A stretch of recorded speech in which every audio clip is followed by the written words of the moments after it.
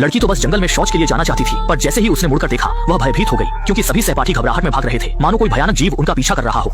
इस समय अन्ना भी पूरी तरह से भ्रमित थी, लेकिन सुरक्षा की दृष्टि से उसने बड़े समूह का अनुसरण किया और घर के अंदर छिप गई। जैसे जैसे लोग लगातार यहाँ भागते आए, अन्ना ने इस स्थिति की गंभीरता को समझा, पर वह पूरी तरह से नहीं जानती थी कि आखिर क्या हो रहा है। जब तक बाहर से कुछ गोलियों की आवाजें नहीं आई, तब जाकर अन्ना को समझ आया कि बाहर गोलीबारी की घटना हो रही थी। लोगों के प्रतिक्रिया करने से पहले ही घर के बाहर सहपाठियों की तीव्र चीखें सुनाई देने लगी।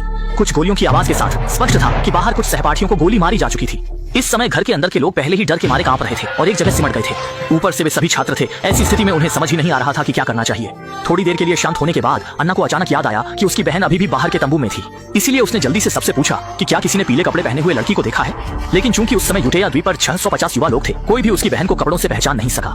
जैसे जैसे गोलियों की आवाजें बढ़ती गई, सभी लोग डर के मारे एक साथ सिमट गए। अन्ना को भी अपनी बहन को ढूंढने का विचार फिलहाल छोड़ना पड़ा और उसने बड़े समूह के साथ रहकर एक दूसरे को सहारा दिया। जब सभी लोग डर के मारे कांप रहे थे, तभी पहरेदार सहपाठी ने चिल्लाते हुए कहा कि हत्यारा आ गया। यह सुनकर सभी लोग जैसे चौंके हुए पक्षी की तरह घबराहट में बाहर की ओर जान बचाने के लिए भागे, और अब बाहर पहले ही शवों से भरा हुआ था। जान बचाने के लिए अन्ना भीड़ के साथ भागने के लिए मजबूर थी, लेकिन इसी दौरान वह एक घायल पैर वाले सहपाठी से मिली और दयालु अन्ना ने बिना सोचे समझे उसे सहारा देकर जंगल की ओर भागने लगी। लेकिन इस तरह अन्ना की गति भी धीमी पड़ गई। अगर ऐसे ही चलता रहा तो आखिरकार दोनों की जान ही चली जाएगी। अच्छा हुआ कि इस समय उन्होंने सामने एक छोटा सा ढलान देखा जहाँ वे छिप सकते थे। थके हारे दोनों लोग तेजी से ढलान पर लेट गए, जिससे उन्हें थोड़ी राहत मिली। लेकिन इस समय हत्यारा लगातार गोली चला रहा था और सभी सहपाठी चारों ओर भाग रहे थे, और इन लगातार गोलियों की आवाज से यह साफ था कि यह पूरी तरह से पूर्व नियोजित था। गोला बारूद की कोई कमी नहीं थी। लगता है हत्यारा उन्हें पूरी तरह से खत्म करना चाहता था।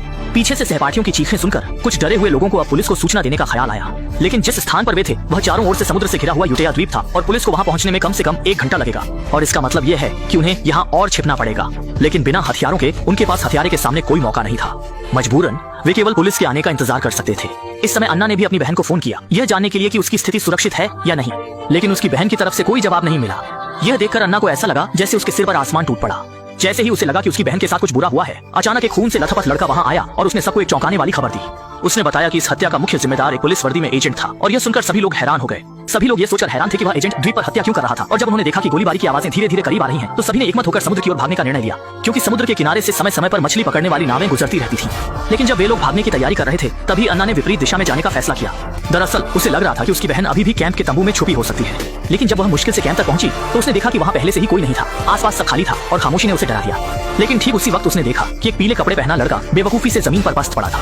दयालु अन्ना उसे साथ लेकर भागना चाहती थी, लेकिन लड़के का कहना था कि उसे वहीं अपने भाई के वापस आने का इंतजार करना होगा। उसे डर था कि अगर वह यहाँ से चला गया तो उसका भाई वापस आने पर उसे नहीं ढूंढ पाएगा। अन्ना ने जल्दी से समझाया कि द्वीप पर एक खतरनाक हत्यारा है जो हत्या कर रहा है, और उसे सुझाव दिया कि वह अपनी जैकेट उतारकर तुरंत वहां से चला जाए, क्योंकि लड़के के शरीर पर पहने हुए पीले कपड़े बहुत चमकदार थे, जिससे वह आसानी से हथियारे के लिए निशाना बन सकता था। लेकिन लड़के ने सुनने के बाद भी कोई प्रतिक्रिया नहीं दिखाई। आखिरकार अन्ना के बहुत समझाने के बाद लड़का जाने के लिए तैयार हुआ, लेकिन ठंड के डर से उसने अपनी जैकेट नहीं उतारी। यह महसूस करते हुए कि अब यह मौत के साथ दौड़ की तरह है, अन्ना ने बिना देरी किए अपनी बहन के तंबू की ओर दौड़ लगा दी। वहाँ कोई नहीं था और चिंतित अन्ना ने फिर से अपनी बहन को फोन किया, लेकिन मोबाइल की रिंग तंबू के अंदर से ही आई। दरअसल उसकी बहन ने अपना फोन अपने साथ नहीं लिया था।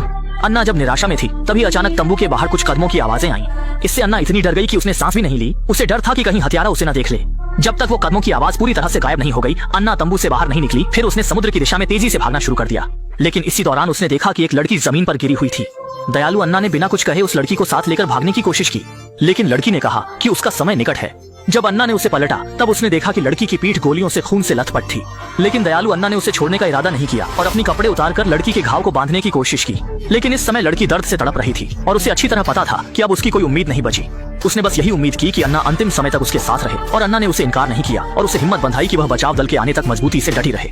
लेकिन जैसे ही वह बोल रही थी, बाहर से धीरे धीरे कदमों की आवाजें आने लगी। अन्ना ने धीरे से सिर उठाया और देखा कि वही हत्यारा था जो सबको मार रहा था। अन्ना ने लड़की का मुंह जोर से ढक दिया, और हालांकि हत्यारा आखिरकार कहीं और चला गया, लेकिन लड़की ने भारी चोटों के कारण अन्ना की बाहों में ही अपनी आखिरी सांस ली। एक जीवंत जीवन को अपने सामने मरते देख अन्ना ने अचानक गहरे निराशा का अनुभव किया। जब वह दुख में डूबी हुई थी, तभी लड़की का फोन अचानक बज उठा। वास्तव में यह लड़की की माँ का फोन था, लेकिन अन्ना ने इसे उठाने की हिम्मत नहीं की, क्योंकि वह नहीं चाहती थी कि लड़की की माँ को यह दुखद समाचार पता चले। थोड़ा संयमित होकर हिम्मत बटोरते हुए अन्ना ने फिर से भागने का फैसला किया और तेजी से समुद्र की ओर बढ़ने लगी। अब वह बस अपनी बहन को जल्द से जल्द ढूंढना चाहती थी। कठिन पहाड़ी रास्ता पार करते हुए वह जल्दी ही समुद्र तट तक पहुंच गई, लेकिन सामने का दृश्य देखकर उसका दिल टूट गया। उसने देखा कि समुद्र तट के पास की चट्टानों में कई सहपाठी फंसे हुए थे।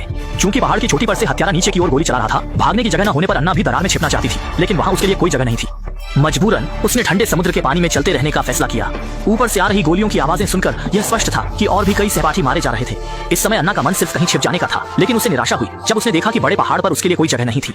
जहाँ भी छिपने की जगह हो सकती थी वहाँ पहले से पहुंचे हुए शरणार्थियों ने कब्जा कर रखा था। जब उसने मुश्किल से एक छुपने की जगह ढूंढी और ऊपर देखा तो पाया कि वह जगह भी आसानी से उजागर हो सकती थी। देखते ही देखते बंदूक की आवाजें और स्पष्ट होती जा रही थी ताकि वह खुद को बंदूक के नीचे मृत आत्मा बनने से रोक सके। अन्ना ने अपने पैरों से जूते उतार दिए और बेमौसम ठंडे समुद्री पानी में कूद गई। उसने तैरकर दूसरी ओर जाने का विचार किया, लेकिन जल्द ही उसने इस विचार को त्याग दिया, क्योंकि समुद्र के बीच में तैरती लाशों का मतलब है कि वह आसानी से हत्यारे का जीवित निशाना बन सकती है। यह रास्ता काम नहीं कर रहा था, इसलिए अन्ना लड़खड़ाते हुए कोई और रास्ता खोजने लगी। इस संघर्ष से गुजरते हुए वह पहले से ही चक्कर में थी, यहाँ तक कि पुराने सहपाठी के बुलाने पर भी नहीं सुन पाई। जब अन्ना होश में आई तो उसने देखा कि उसका पुराना सहपाठी निक उसे टीम में शामिल होने के लिए बुला रहा था, लेकिन अन्ना ने अभी अपनी सीट गर्म ही की थी कि ऊपर से फिर से साफ साफ बंदूक की आवाजें सुनाई दी। यह स्पष्ट था कि इस समय हत्यारा उनके ऊपर ही था। पटाखों जैसी उन गोलीबारी की आवाजों को सुनकर कुछ लोग डर के मारे एक साथ सिमट गए, क्योंकि इस स्थिति में सिर दिखाना सेकंडों में मौत का कारण बन सकता था। वे डर के मारे बस चुपचाप प्रार्थना करने लगे कि हत्यारा जल्दी से कहीं और खोजने चला जाए। लेकिन जल्द ही उनकी प्रार्थना स्वीकार हो गई, क्योंकि सामने से एक बड़ा समूह सहपाठियों का विपरीत दिशा में भाग रहा था। क्या हत्यारा सामने से पीछा करते हुए आ रहा था? इस समय उसके दो साथी भी घबरा गए और बिना कुछ कहे भागने वालों की टोली में शामिल हो गए। जब अन्ना ने यह देखा तो वह भी अपनी बहन को खोजने के लिए साथ जाना चाहती थी, लेकिन उसके बगल में खड़े निक ने उसे रोक दिया, क्योंकि एक साथ दौड़ना बहुत खतरनाक था। इससे आसानी से पहाड़ की चोटी पर बैठे हत्यारे की लगातार गोलीबारी का निशाना बन सकते थे। बीते समय में खतरा मोल लेने से बेहतर है कि यहाँ रुके रहें और कुछ सुरक्षा मिल जाने पर ही बहन को खोजने जाएं। जब देखा कि पहाड़ की चोटी से बंदूक की आवाजें लगातार आ रही हैं, तो निक ने दबाव और तनाव को कम करने के लिए अन्ना को एक गाना गाकर माहौल को हल्का करने का सुझाव दिया। अन्ना ने इसे खुशी से स्वीकार किया और चट्टान के सहारे खुद ही गुनगुनाने लगी। लेकिन गुनगुनाते हुए पहाड़ी की आधी ऊंचाई पर एक जानी पहचानी आवाज गूंज उठी। अन्ना को लगा कि वह उसकी बहन है और वह यह देखने की कोशिश कर रही थी कि वास्तव में वह कौन है, लेकिन इससे उसकी खुद की स्थिति उजागर हो गई। अगले ही पल पहाड़ी की आधी ऊंचाई पर छिपी लड़की को पहाड़ की चोटी के हत्यारे ने अंधाधुंध गोलीबारी से मार गिराया।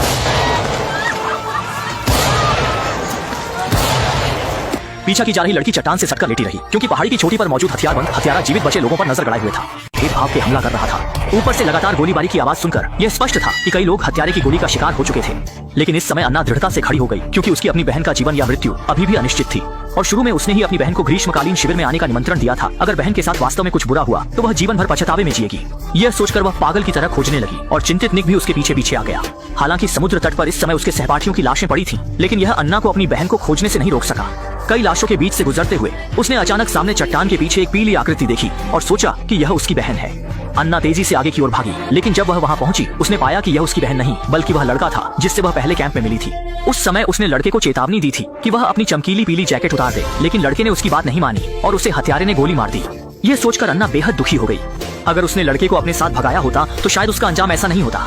धरती पर बिखरी अनगिनत लाशों को देखते हुए अन्ना अचानक निराशा में गिर गई और वहीं पर स्तब्ध खड़ी रह गई। साथी ने यह देखकर उसे फौरन सलाह दी, उसे दिलासा दिया कि वह हिम्मत बनाए रखे और कहा कि यहाँ कोई भी ढकने की जगह नहीं है और वह आसानी से ऊपर के हत्यारे का निशाना बन सकती है। लेकिन इस समय अन्ना पूरी तरह से टूट चुकी थी। उसने लड़के की मौत का सारा दोष अपने ऊपर ले लिया और निक की कोई भी सलाह उसे सांत्वना नहीं दे सकी। अगले ही पल अचानक आई गोली ने उसके दिल को छेद दिया और इस दृश्य को देखकर निक इतना डर गया कि उसकी आत्मा निकल गई और वह तुरंत विपरीत दिशा में अपनी जान बचाकर भागने लगा।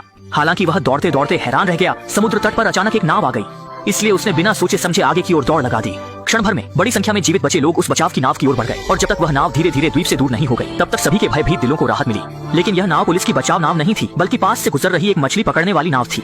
इस समय नाव पर अकेली बिना घायल हुई पीली पोशाक वाली लड़की घायलों के घावों पर पट्टी बांधने लगी, यह अनजाने में कि यह लड़की अन्ना की बहन थी जिसे वह बेताबी से खोज रही थी। और इस समय उसकी बहन को पता नहीं था कि उसकी बहन उसे खोजने के रास्ते में ही गिर पड़ी थी। उटिया द्वीप 22 जुलाई यह एक सच्ची घटना पर आधारित फिल्म है, जिसमें निर्देशक ने एक ही शॉट में सब कुछ दिखाने की तकनीक का उपयोग किया, जिससे घटना के समय पीड़ितों की बिना बचने की स्थिति को बखूबी दर्शाया गया। हालांकि अंत में कुछ लोग जीवित बच निकलने में सफल हुए, लेकिन फिर भी कई लोग द्वीप पर फंसकर मर गए और उनका इंतजार कर रही थी एक अनजान किस्मत।